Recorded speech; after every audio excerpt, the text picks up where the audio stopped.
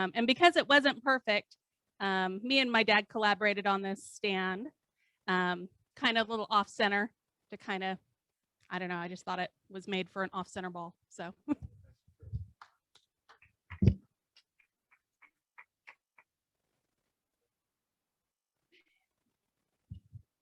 Okay, and let's see, Jack, I think you can bring it up on the screen. And who's this from? This is Ann Molina's sphere.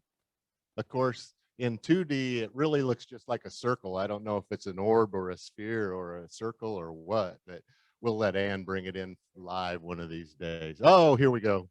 You can see now, it does have a little shape to it. It's not just a 2D. So good job, Ann. I hope you're on the Zoom meeting. Hello. All right, so for those of you that are live here, we did give out tickets. Did everybody get a ticket? There's no way to get Ann one, right? Or, oh, yes. Ann has been drawn by Sue. So now we just need another member, an honest member like Effie, to pull out a number and let everybody know.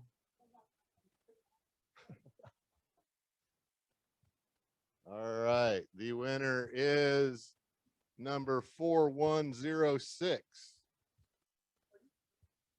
I'm not kidding. Oh, wait. Oh, wait. 410. No. That's Mike Thomas. Won again. All right, Mike. I'm not sure even what you won to this month, but you won the challenge. Bragging rights. Good job. All right. We're going to roll right into our show and tell project. So as you desire, come on up and tell us about your projects. There's some really neat stuff today. Oh.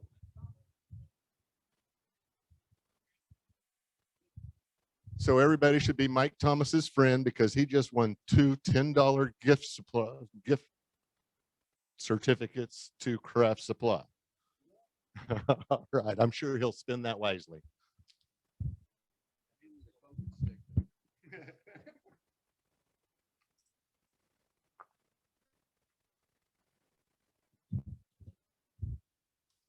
At the symposium that was here in town several years ago, I purchased the off-center chuck.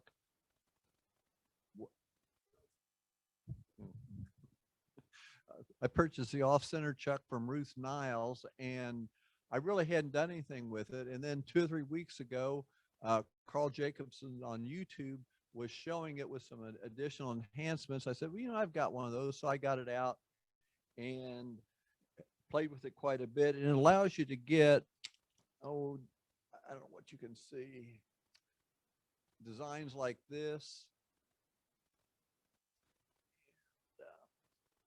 One's like, if I can hold it still, it might help. There we go.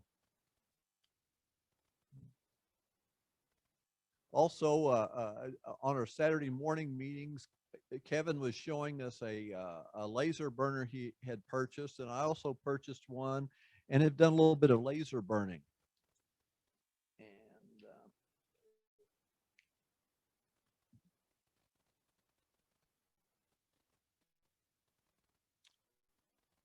And you know, it's probably the most fun $150 I'd spent in a long time. Okay. If I can get the, yeah, there we go. And so I thought I'd also, you know, try some other things possibly for the Irish Fest. I've got a shamrock, another shamrock, and then just some abstract pendants. And also, I kind of like skulls. My wife hates skulls, but I thought I'd give one a shot. So I carved this little skull out, and that was a lot of fun. So, yes, I used, you know, I Yeah, I used the, turned it on the lathe, used a Ford inflexible shaft for part of it, and then a little reciprocating carving tool, pneumatic, and then also used the high speed stuff. So, and just a variety of techniques. Yeah, that's right. Yeah. No, actually, that's the cat's motorcycle gang. She's big into goth and everything. Thank you.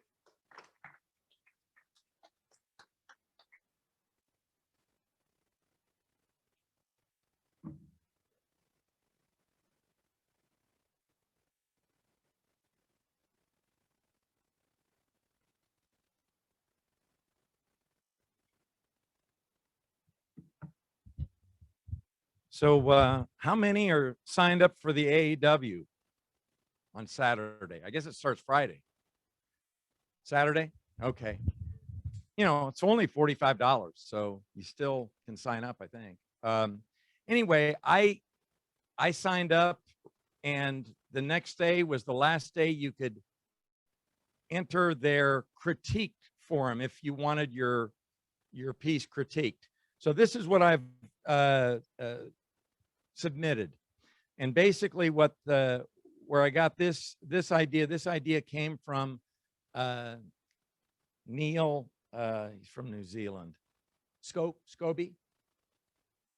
He's passed away, but in any event, I saw a woodwork magazine dated back in 2007 where he was turning pods, and I thought, hey, that looks like an interesting thing to try.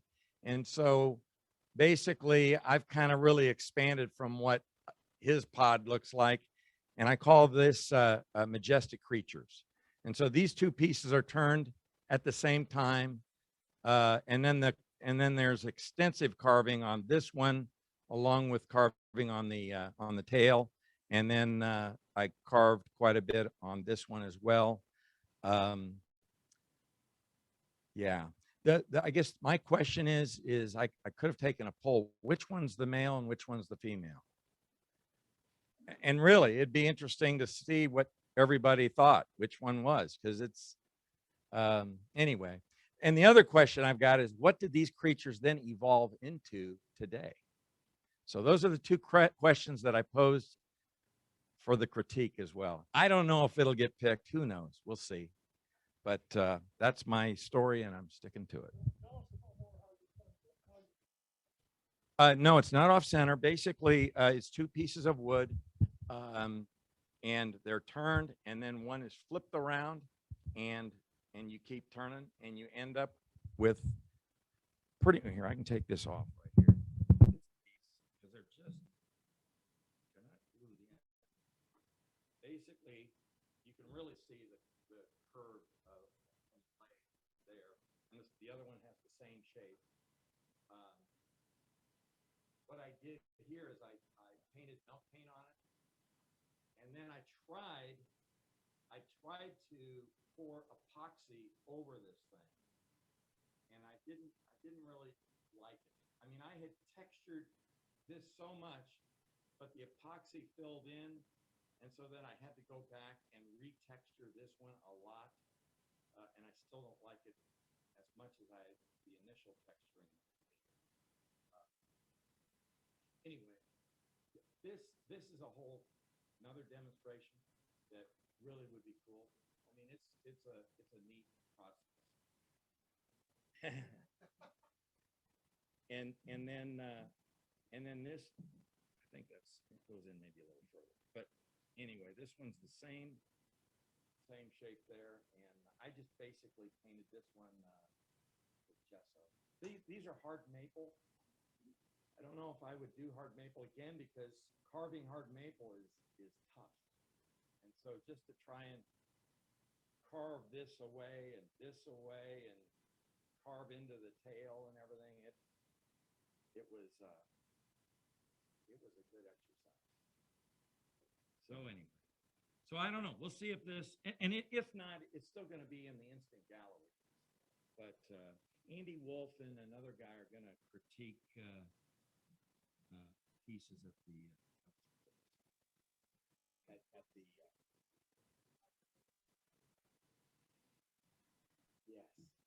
It is hard to carve. I mean, yeah, this was the very first one I did, and I learned a lesson.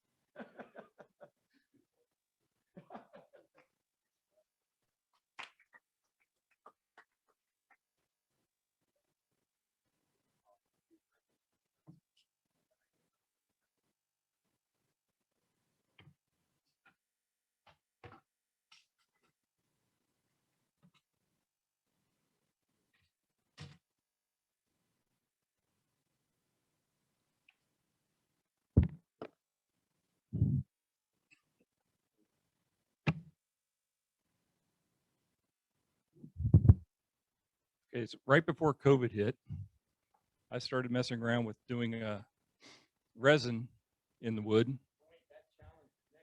I know, and they'll be used, believe me. So I started looking online on YouTube, obviously with the COVID going on, and I found a guy that was using a hand router to cut a pattern in wood and then filling it with resin and then turning it. So I was thinking, about 10 years ago, I actually built a CNC machine, and I didn't have any software for it. So with COVID, I thought, well, I'll just buy some software and start messing around. So I got some blanks of wood, figured out how to use the CNC machine again. And these patterns are stained glass patterns that I copied off of a website, and I plugged it into the CNC machine and cut it out. So these two are just, thin planks of maple. This one was a huge cottonwood tree. And obviously the blank was about that thick. My problem was the CNC machine, if it cuts, you can't cut deep into the bowl. So you take a solid blank, mount it so the CNC machine can cut it, and then fill it with resin. Then you reverse mount it into the lathe, and as you cut this out, you start seeing the pattern. So that's why you can see through it. And if you hold it up to the light, you basically have made stained glass. Now, when I saw that, I thought, I can make stained glass. So I started doing platters, but making them flat on both sides and cutting through so you can see the resin on both sides. And then when you hold it up, you can actually see the pattern. So I've done several of these with like a butterfly pattern, or I've actually reduced this one down so I can make it like a stained glass pattern in a circle. They're just finished with a tung oil and then polished. But these are, because it's on a CNC machine, you can duplicate over and over however many blanks you want to make, and you can save the pattern. So it's real easy to duplicate something down the road. You can change the size of it if you need to, whatever. So that's what I've been doing through the COVID.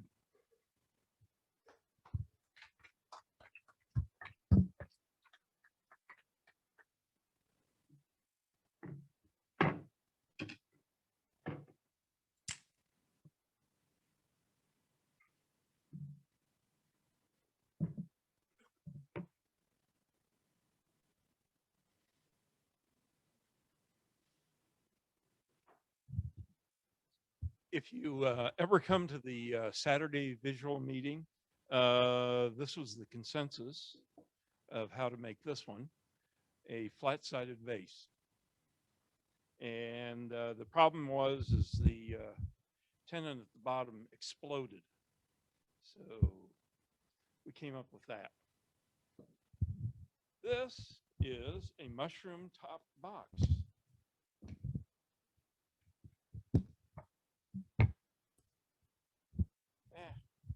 With its own top.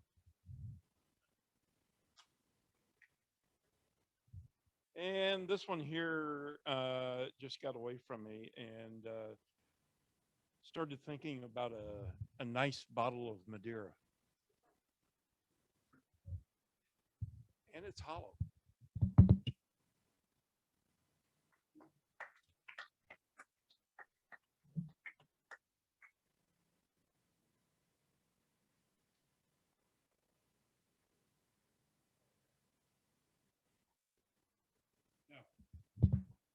I've been making more of those salt and pepper shakers, and people kept saying to me that you couldn't leave this flush because it was too hard to get open. And so I decided to make one that where it projected out a little bit and you could grab it. And I had a little accident with this one. And so I figured that any wind that blows no one good, what is that? It's an ill wind that blows no one good or something like that. So I decided to cut it in half and so I could show you what it looks like on the inside. So it's 16 PPI. I used the fence post for the body and African blackwood. That other piece is after her.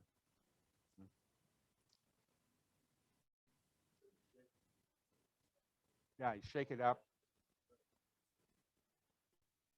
Right, it's a tornado in there.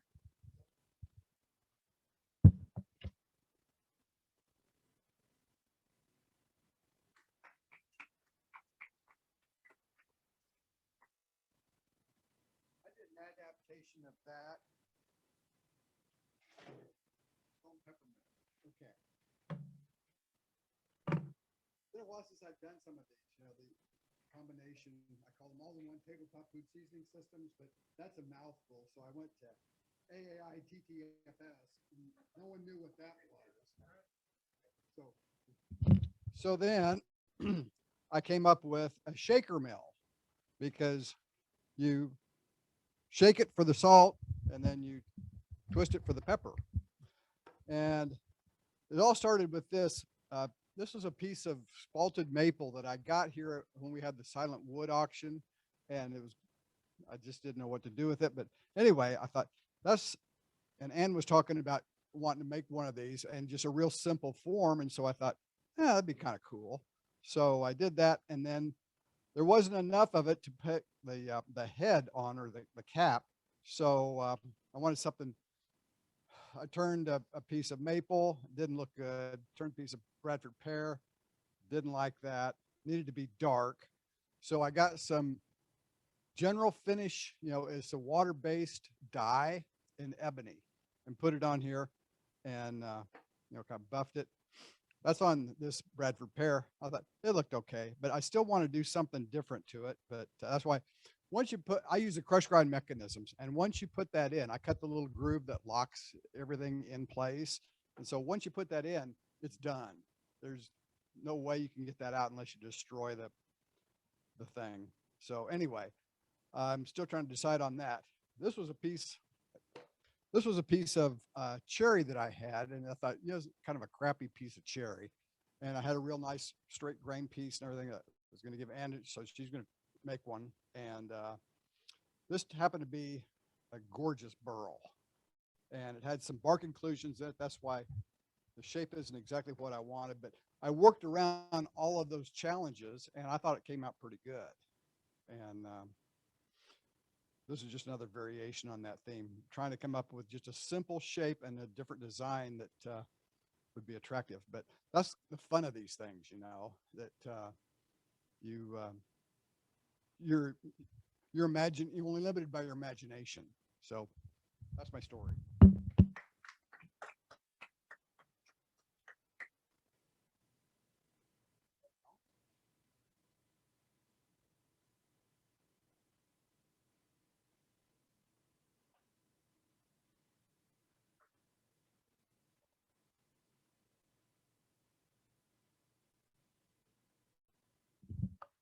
Well, I just brought these in because it's the first thing I turned in 6 months.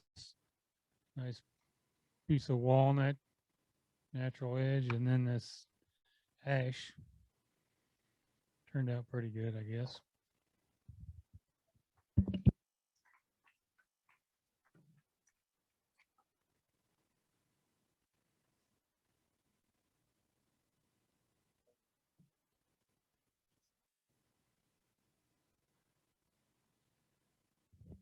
Dan is a man of few words. Way to go. I love the show and tell that we had this month. I've just been dying to see it in person over this last year. When you see it on TV or you see the pictures of it and you want to touch it and you want to see what the diameter is and how big it is and how it feels. So it's nice to be together again and be able to see things in person. Really appreciate you all showing up. If you have any comments or anything, shoot me an email and let me know about how things were running. The folks, if any of you are still there from our Zoom presentation, let us know. I know there were some glitches tonight. Let us know what you think and how it worked, and maybe any information on how we might be able to improve things in the future. We're going to keep trying this. We're going to stay, and next month's meeting will be in person again, and we will hold the Zoom again, hopefully with as few issues as possible. Rick, thank you. Wonderful demonstration, lots of information, beautiful work. So thank you for your time and putting that together and showing us all. Good to see everybody. I am so happy to be back here and not on a little screen again. So Effie always told me where my camera was. You guys were looking up my nose the whole time. I'm sorry. But this way I don't have to worry about that. I think that concludes us. Kevin, do you got anything? All right, our Rockler guy didn't show up tonight. Maybe we'll get an opportunity in the future, because I do think it'll be nice to have a little bit of competition to woodcraft in the city. So we'll see what he has to say.